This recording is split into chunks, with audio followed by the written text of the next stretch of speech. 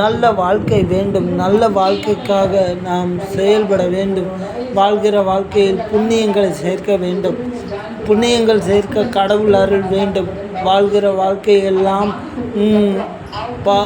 பட்ட கஷ்டங்களை நினைவு கூற வேண்டும். உயர்ந்தால் இருமாப்பு வரக்கூடாது. அடுத்து உயர்வதற்கான படிக்கற்களை தேர்ந்தெடுக்கலாம்.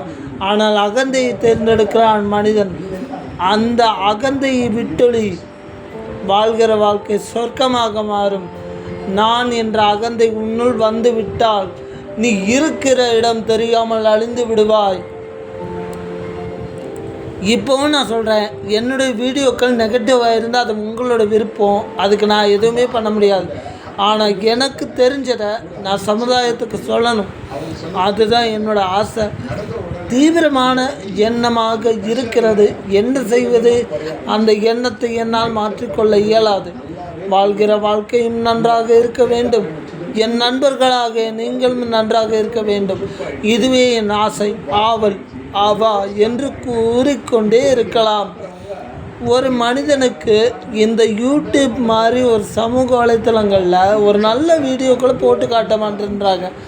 கேவலமான வீடியோக்கள் போடுறாங்க. பெண்களை கேவலப்படுத்தி போடுறாங்க.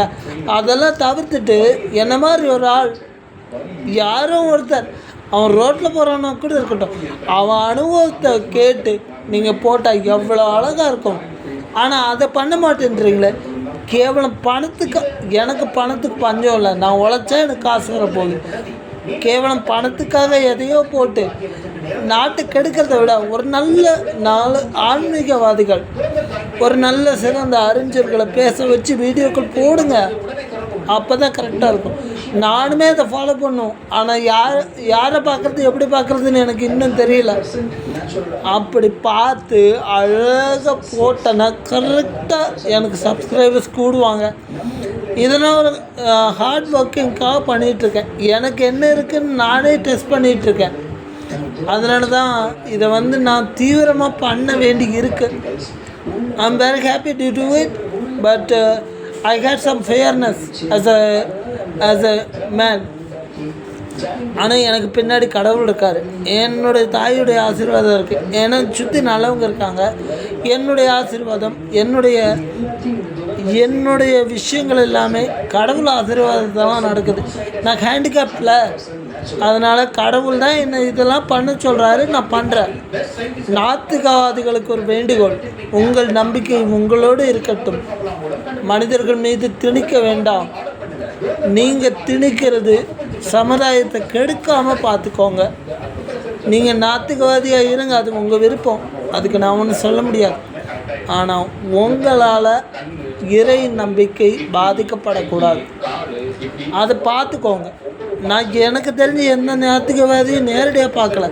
நான் கேள்விப்பட்டதை வச்சு நாத்திகவாதிகளை எதிர்த்து போடணும்னு போடலை. நீங்களும் புரிஞ்சுக்கணும். நீங்களும் ஆத்திகவாதியாக மாறணும். அது என் ஆசை.